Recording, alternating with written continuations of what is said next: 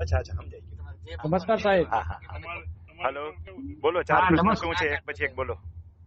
હા સાહેબ, એક તો સમજાઈ ગયું. પહેલા તો આ જમીન લેવાય, એક ભાઈ પાસે પૈસા લેવાના છે એટલે એ જમીન બદલામાં લેવાની છે.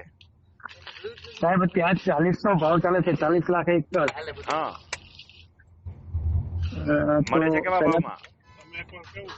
બસ મળે તો એ જ ભાવ પડશે, પણ મારે એની પાસે લેવાના છે 15 લાખ રૂપિયા. કોઈ દિલ તો એમાં દુભાવી નીકળી નથી જાય. લેતા ને? ઈમાનદારીથી સલાહ માંગો છો ને કે કોઈને ના, ના, બિચારાની બિલ- જમીન પડાવી લ્યો છો?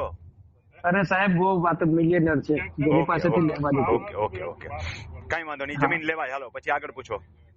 હવે એ જમીન સાહેબ જૂના કબજેદાર હતા, ગણોતીઓ દાખલ થયો 12 હપ્તામાં, હમ પૂરા હપ્તા ન ભર્યા. બારપટમાં. હા, 12 વાળો. હમ. તો એમાં જે પૂરા હપ્તા ન ભર્યા એટલે પેલા જે જૂના હતા એનું નામ ચાલુ રહ્યું. હમ ત્યાર પછી એમના વારસાઈ થઈ, હમ. 2 વખત વારસાઈ થઈ. એટલે નોન ટ્રાન્સફરેબલ જમીન થઈ ગઈ હો હવે ઈ. પટ નો ભર્યા એટલે એ ગણોતિયાની જમીન નોન ટ્રાન્સફરેબલ ગણાય આ રીતની. પણ જૂના કબજેદાર સાહેબ એનું નામ તો ચાલુ હતું. કબજેદાર તરીકે ભલે નામ ચાલુ હોય, હા, તમે એની વારસાઈ લિંક ચેક કરાવો એડવોકેટ પાસે. મને અહીં બેઠા બેઠા ક્યાંથી ખબર પડશે? તમે બધી જૂની નોંધો કઢાવો. તમે મને મોકલી નથી જૂની નોંધો? હું હમણાં જ મોકલું સાહેબ. ના, નથી મોકલવી યાર. એવો કે એક વ્યક્તિ માટે હું Okay. નવરો છું, એમાં હા, જમીન સાહેબ. ખરીદતા હોય ત્યારે મેં તમને સલાહ આપી કે Okay. ચેક કરાવી લો.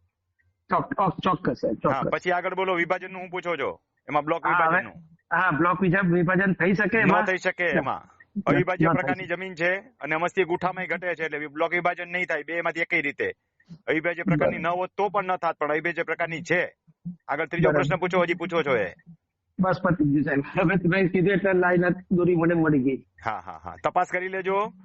નોન ચોક્કસ. ટ્રાન્સફરેબલ જમીન મને દેખાય છે. હા ચોક્કસ સાહેબ, થેન્ક યુ સાહેબ.